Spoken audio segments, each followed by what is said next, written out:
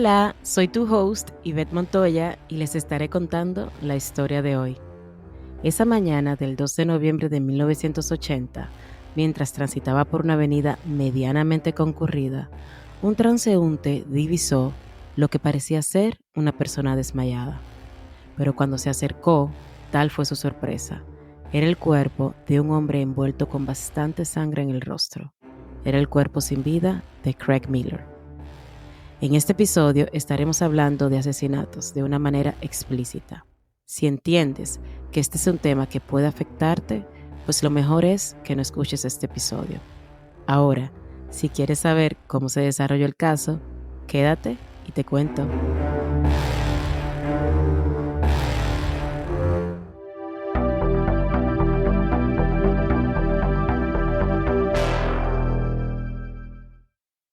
Hola, bienvenidos a un episodio más de Inusualmente Usual. Y hoy, como lo prometimos, les traemos la última parte del caso que iniciamos la semana pasada, el dueto de asesinos Charlene y Gerald Gallego. En el episodio anterior les contamos quiénes eran, cómo fue su vida de infancia y cómo se convirtieron en asesinos seriales. Hasta el momento te contamos cómo lograron engañar a Kippy, Rhonda, Sandra, Brenda, Stacy, Karen, Linda y Virginia. En total, 8 víctimas en un periodo menor a 2 años. Ahora te contaremos cómo se dio el escenario para que lograran sumar a su lista a 2 víctimas más y cuáles fueron las condiciones que llevaron a que cometieran errores que posteriormente llevarían a su captura. Esa mañana del 2 de noviembre de 1980, mientras transitaba por una avenida medianamente concurrida, un transeúnte divisó lo que parecía ser una persona desmayada, pero cuando se acercó, tal fue su sorpresa. Era el cuerpo de un hombre envuelto con bastante sangre en el rostro. Era el cuerpo sin vida de Craig Miller. Pero antes de proseguir, veamos cómo Craig terminó así. Vayámonos unos meses antes a ver la dinámica de Charlene y Gerald y veamos los eventos de la noche anterior que concluyó con la muerte de Craig y su prometida Mary Beth. Gerald ya había mostrado cuán agresivo podría ser con Charlene. Y es que Charlene era la única de todas las esposas que él había tenido que había durado tanto tiempo con él. Recuerden que Charlene fue su séptimo matrimonio. La primera esposa duró apenas un año, con la cual había tenido una niña, Mary Ellen. En algunas fuentes la nombran como Krista, pero los documentos que tuvimos acceso de la corte la tienen como Mary Ellen y por la cual él logró tener la custodia, no sin antes abandonarla para dejarla con su madre. Luego, las subsiguientes solo fueron matrimonios que duraron un mes o menos y todos terminaban porque él les daba una paliza. Su cuarta esposa llegó a tener una hija con él, pero él nunca tuvo acceso a ella. Al día de hoy, la niña tiene una identidad desconocida y nunca supo quién fue su padre.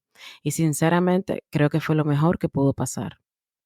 La última esposa con la que se casó en 1974 aparentemente nunca llegó a concretar el divorcio. La razón por la que se dice que Charlene fue su séptima esposa es porque una de sus esposas anteriores se casó 2 veces. Pero bueno, luego del asesinato de Virginia en 1980, semanas más tarde, Charlene y Gerald deciden separarse. Quizás por el estrés que tenían por las pesquisas de la policía o por las constantes palizas que él le daba a Charlene. Pero este no la abandonó sin obviamente darle una última, la cual fue presenciada por Mercedes, la madre de Charlene. En ese momento es cuando Charlene decide separarse de él e irse a vivir con sus padres. Y Gerald supuestamente se fue a vivir a Oregon con una de sus viejas novias. Inclusive, después de estos eventos, Charlene fue entrevistada por la policía en relación al asesinato de Virginia. Y en las respuestas que Charlene daba, era que sentía pena por lo que le había pasado a Virginia, que la misma había sido súper agradable con ellos, refiriéndose a ella y a Gerald, obviamente, y que genuinamente deseaba que quien sea que le haya hecho eso a Virginia sea capturado. Aquí yo no sé qué prevalecía. Ella con este testimonio claramente seguía protegiendo a Gerald y desde mi punto de vista lo hacía por una de 3 razones. Una, por miedo a lo que podía implicar si ella confesaba, o sea, qué le podía pasar a ella. 2. Estaba tan enamorada de Gerald que era incapaz de entregarlo. O 3. Su miedo era tan grande hacia ese hombre que incluso él estando lejos era capaz de seguir controlándola. A pesar de que Gerald había dejado el estado de Sacramento y se había ido con un viejo amor, al poco tiempo volvió a buscar a Charlene. La noche del 1 de noviembre, Gerald y Charlene le pidieron prestado a los padres de Charlene el vehículo que le habían regalado a ella de graduación, con el pretexto de que irían a cenar juntos y ver una película. Con el ambiente de reconciliación en el aire, los padres de ella accedieron. Recuerden que ella estaba embarazada. Como lo prometieron, esa noche fueron a cenar y tomaron algo de alcohol.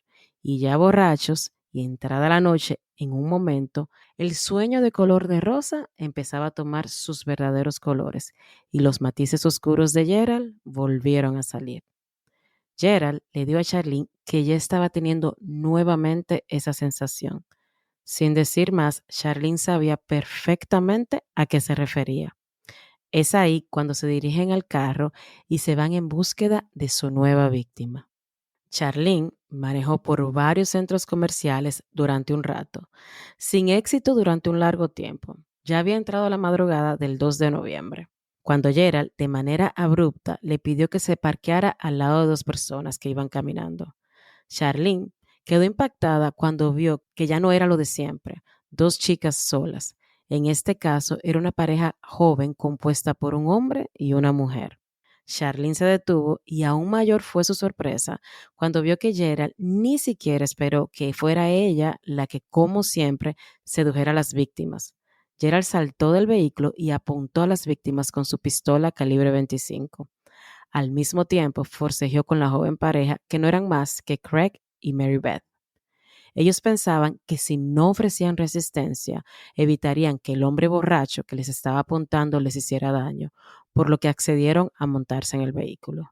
Craig Miller, de 22 años, y Mary Beth, de 21, eran dos jóvenes universitarios que estaban comprometidos y esa noche habían estado cenando con sus amigos de la fraternidad, cuando al terminar la velada, cerca de su vehículo, fueron emboscados por Gerald y Charlene. A lo lejos, el amigo de Craig, Andy Beale, quien también se encontraba cenando con ellos y salió unos minutos después del restaurante, notó que Craig y Mary Beth estaban sentados en la parte trasera de un vehículo. Se acercó rápidamente a tratar de entender qué pasaba con su amigo y su prometida, y al llegar, Craig le dijo que se fuera, que ese no era un lugar para él. De hecho, hasta lo insultó. Al mismo tiempo, Charlene se acercó corriendo hacia Andy y le pegó en la cara. Se montó en el vehículo y aceleró el carro con la joven pareja dentro. Andy, al alejarse el carro y entender que esa no era una escena normal, anotó la placa del vehículo y le contó lo ocurrido al resto de los chicos que andaban con ellos. Mientras, en el vehículo, Charlene recibía órdenes de Gerald de a dónde dirigirse, aparentemente a un lago. Y luego de un tiempo manejando, Gerald le pidió que se detuviera, a lo que ella accedió. Ya detenidos, Gerald tomó la cartera de Craig y mirando a Mary Beth le preguntó que qué hacía una mujer como ella con un vagabundo como Craig. Luego dirigió su atención a Charlene y le preguntó que si lo quería, a lo que Charlene respondió que no. O sea, él hablaba de Craig como si fuera refiriéndose a un helado o un pedazo de pizza, no a un ser humano. Ante la negativa de Charlene, Gerald procedió a quitarle los zapatos a Miller, que la verdad no entiendo para qué, no sé si era para evitar que saliera corriendo, y le ordenó que saliera del carro. Ya fuera, le dijo que se encara mirando hacia el bosque y le pidió que pusiera sus brazos en la nuca, y ahí procedió a darle 3 tiros en la parte trasera de la cabeza. Todo esto ante la mirada atónita de su prometida. Y ahora, ¿qué le deparaba el destino a Mary Beth?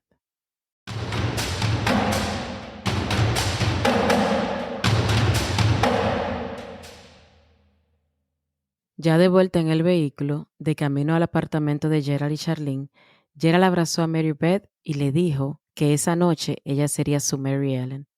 Y ustedes recuerdan quién era Mary Ellen, ¿verdad? Mary Ellen no era nada más y nada menos que la hija de Gerald, a quien se descubrió más tarde la había violado desde los 6 años hasta que ella tenía 14 años y que se descubrió cuando ella lo denunció en 1978. Pero al Gerald haber cambiado de identidad, nunca pudo ser detenido. Y nada, la suerte de Mary Beth fue la misma de todas las otras chicas. Fue violada repetidamente. Aunque ella ofreció resistencia, su suerte fue la misma. La montaron al vehículo con las manos atadas, manejaron hacia algún lugar aislado y cuando ya los primeros rayos del sol empezaron a salir, Gerald la sacó del vehículo y le disparó 3 veces. Y la verdad es que no entiendo. Algunas versiones dicen que el amigo de Craig, Andy, reportó a la policía de manera inmediata. Otras fuentes lo que dicen es que al aparecer el cuerpo de Craig a la mañana siguiente, él fue a dar su versión a la comisaría. Lo que sí sé es que Mary Beth quizá sí tuvo chance, aunque mínimo, de salvarse. Primero, no la llevaron a un lugar extraño a atacarla, sino a su apartamento. Y segundo, ella duró horas ahí siendo atacada antes de que decidieran acabar con su vida. Ciertamente era 1980 y la tecnología que se tiene hoy día no existía, pero sí da cierta impotencia que no se haya hecho nada. Lo que sí fue positivo es que Andy, al anotar la placa del vehículo, dio pistas concretas de quién pudo haber cometido el crimen. Y ahí empezó la cacería de los predadores. Cuando la policía empezó a buscar a quién le pertenecía el vehículo, descubrió que el mismo estaba registrado bajo el nombre de Charles Williams, el padre de Charlene. Cuando los detectives fueron a la casa de los padres de Charlene, los mismos confirmaron que el vehículo había sido utilizado la noche anterior por la pareja para ir a cenar e ir al cine. Cuando Gerald y Charlene llegaron a la residencia, notaron la alta presencia policial. Gerald, cobarde al fin, se fue inmediatamente, dejando a Charlene sola lidiando con la situación. Cuando Charlene fue interrogada por el vehículo, la misma dijo que habían utilizado otro, lo cual fue rápidamente descartado, ya que se sabía que ese vehículo no se había movido de donde estaba, a lo que ella rápidamente contestó que estaba tan ebria que ya no se acordaba. Esta respuesta dejó a los detectives con sus sospechas aún mayores, pero en el momento no hicieron nada y se retiraron. Más tarde, cuando Charlene y Gerald se juntan, ambos deciden que deben de mover el cuerpo de Craig de donde lo tiraron, sin saber que ya había sido descubierto. Esa noche, cuando fueron a la escena, se dieron cuenta que ya no había nada y ahí deciden que deben de escapar. Se fueron manejando hasta Reno, donde abandonaron el carro y de ahí se montaron en un autobús hasta llegar a Utah. Pero ¿cómo los atraparon? De vuelta en Sacramento, Andy identificó a Gerald en una foto como el responsable de haberse llevado a Craig y a Mary Beth. Y es ahí donde los padres de Charlene confiesan que realmente el verdadero nombre de Stephen Fels era Gerald Gallego. Al final, las piezas empiezan a encajar. Mientras la policía estaba investigando quién era Gerald Gallego, uno de los testigos dijo que él era una persona muy pretenciosa y que de hecho una vez empezó a hacer alardes de su pistola y terminó disparando el techo del bar donde él trabajaba. Y ahí se les ocurre a la policía extraer esas balas y compararlas con las que se habían utilizado para matar a Craig. Y obviamente coincidió 100%. Ya no había duda, Charlene y Gerald eran responsables de al menos un asesinato y la desaparición de Mary Beth. Los padres de Charlene no le dieron más información a la policía, pero en secreto les hacían transferencias de dinero, lo cual los ayudaba a seguir escapando y moverse de estado a estado. Pero luego de varios días escapando, volvieron a contactar a los padres de Charlene para pedirle más dinero. Y esta vez ellos decidieron hacer lo correcto. Llamaron al FBI y le contaron todo. Al final, fueron detenidos 15 días después del asesinato de Craig y Mary Beth en una estación de retiro de dinero, donde los padres de Charlene supuestamente le habían enviado el dinero. En ese momento, al ser detenidos, Charlene y Gerald no decían nada. Se mantenían inmutes ante las preguntas de la policía, los cuales estaban desesperados por encontrar a Mary Beth, ya que aún para ellos existía la probabilidad de que estuviera con vida. Pero esa esperanza murió 3 semanas después de su desaparición. La policía encontró su cuerpo en una zanja o canal de riego. Y luego de esto, de un momento a otro, Charlene decidió hablar. fluyó y entre llantos confesó todos los asesinatos. Recuerden que hasta este punto solo los buscaban por dos. Charlene, ni tonta ni perezosa, a cambio de indulgencia, decidió confesar y volverse en contra de su marido, y proporcionó una explicación detallada de todos los asesinatos. La defensa de Gerald intentó, sin mucho éxito, descartar el testimonio de Charlene, presentándola como una participante voluntaria en los crímenes, pero ella afirmó que Gerald la golpeaba y amenazaba para que desempeñara su papel en el secuestro y los asesinatos. Se presentaron cargos contra Gerald Gallego de todos los asesinatos cometidos y Charlene, aunque hubo cargos, pudo salirse con la suya. Aquí los detalles del juicio.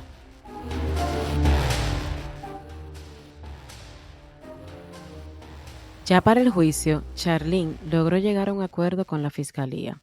Tomó bastante tiempo, pero al final se declaró culpable de los asesinatos de Craig y Mary Beth.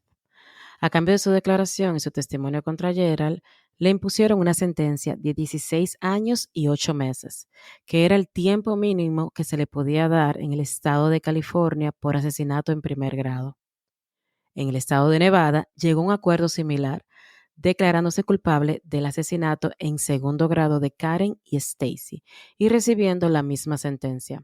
Pero tuvo tanta suerte que la Fiscalía de Oregon decidió dejar que California y Nevada se encargaran del caso y no gastar en juicio. De verdad que yo no lo entiendo. Pero bueno. Meses después, una vez iniciado el juicio, Charlene declaró que era usada por su marido como una carnada, para así atraer a las chicas a que se subieran al vehículo. Y también contó que el motivo de los crímenes, que creo que no es secreto para nadie, había sido el deseo sexual de Gerald. Dijo en el juicio, de manera literal, él hacía lo suyo con las chicas mientras yo esperaba y miraba hasta que él quedaba satisfecho. Y luego las mataba. Gerald, quien decidió desde la arrogancia y el narcisismo que ya hemos visto reflejado a través de esta historia, decidió ser su propio abogado, lo cual no le jugó mucho a su favor. Y al final, de verdad que qué bueno, porque quién sabe el giro que hubiese tomado este juicio si hubiese tenido la humildad para recibir asesoría legal de manera correcta. Durante su defensa fue cometiendo error tras error.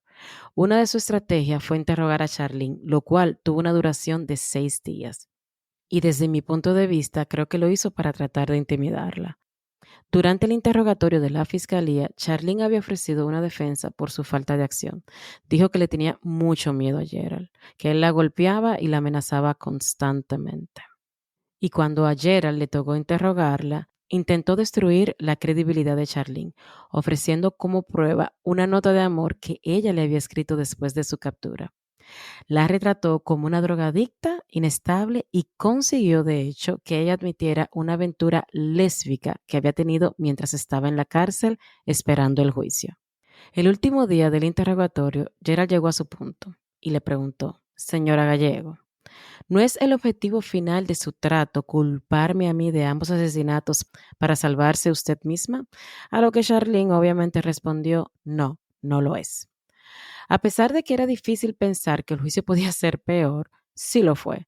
Gerald decidió subir al estrado en donde la fiscalía pudo perjudicar aún más su caso, mostrando varias inconsistencias de su historia. Al final, él notó y se dio cuenta de que había perdido legalmente, pero se dirigió al jurado y les pidió que por favor no lo condenaran aunque fuera por fe. Al final, sí fue declarado culpable en el estado de California y fue sentenciado a muerte. Posterior a esto, fue procesado en el estado de Nevada por los crímenes que cometió allí, pero esta vez fue un poco más humilde y dejó que un defensor público lo representara. A pesar de todos los esfuerzos, después de 2 días de deliberación, fue encontrado culpable y sentenciado nuevamente a muerte, siendo de hecho uno de los pocos criminales que ha sido sentenciado a muerte de manera simultánea en la historia de Estados Unidos. Como dijimos, como parte de su acuerdo de culpabilidad, Charlene corrió con mejor suerte y fue sentenciada solamente a 16 años y 8 meses, a cambio de testificar en contra de su esposo. Pero ¿qué ha sido de Charlene y Gerald Gallego? Bueno, Gerald, a través de varios recursos de apelación, fue atrasando su pena de muerte, pero dicen que la justicia divina, o el karma, como muchos otros le llaman, a veces es mayor. Gerald murió de cáncer en la prisión estatal de Nevada el 18 de julio del 2002, antes de poder cumplirse su sentencia de muerte. En cuanto a Charlene, mientras estuvo en prisión, estudió extensamente psicología y negocios. Al final salió de prisión en agosto de 1997 y se trasladó a un lugar no revelado, pero se dice que la misma se cambió el nombre y volvió a su ciudad de Sacramento, donde antes cometió parte de sus crímenes. Seguro que sus vecinos no saben que conviven con una asesina. A pesar de que Charlene dio detalles del asesinato de Brenda y Sandra, nunca pudieron encontrar exactamente dónde las enterraron, sino hasta 21 años después de los asesinatos, donde fueron encontrados restos humanos y por prueba de ADN pudieron confirmar quiénes eran. Durante una entrevista dada en el 2013 por Charlene, afirmó que ella también era una víctima. La misma dijo, y cito literalmente, hubo víctimas que murieron y hubo víctimas que vivieron. Me tomó muchísimo tiempo darme cuenta de que soy una de las que sobrevivió. También afirmó que supuestamente trató de salvar la vida de alguna de las víctimas. ¿Recuerdan que Charlene, mientras estaba presa, estaba embarazada? Bueno, pues la misma tuvo el bebé el 17 de enero de 1981, al cual nombró exactamente igual que su padre, Gerald Armond Gallego Jr., el cual fue entregado en custodia a los padres de Charlene. Y en varios artículos que investigamos para hacer este caso, encontramos que el apellido del niño fue cambiado de Gallego a Williams y también encontramos en algunas fuentes que él mismo se enlistó en la Armada, pero que murió en servicio. Nuevamente, este es un dato que no pudimos confirmar. Bueno, nuestro punto de vista en este caso. Ciertamente pienso que Charlene, como se dice al principio o en el episodio anterior, era un genio. Puedo entender que pudo estar sometida y que en los dos primeros asesinatos quizá no tuvo mucha opción, pero luego de estos vinieron 8 más asesinatos. No entiendo cómo logró ser parte de 10 asesinatos y solo cumplir 17 años de prisión. Incluso su hijo nació luego de que lo capturaran y lo nombró como Gerald Gallego. ¿Realmente era ella una víctima más o fue Charlene una criminal perversa que pudo hacer un pacto con el diablo y salir victoriosa? Juzguen ustedes. Ahora sí, hasta aquí el episodio de hoy. Como siempre, gracias por escucharnos. Si te gustó este episodio, déjanos saber, ya sea en nuestras redes sociales, @inusualmenteusual o por la plataforma que nos estás escuchando. Asimismo, si quieren que narremos algún caso, no duden en pedirlo por esa misma vía. Ahora sí, chao, chao.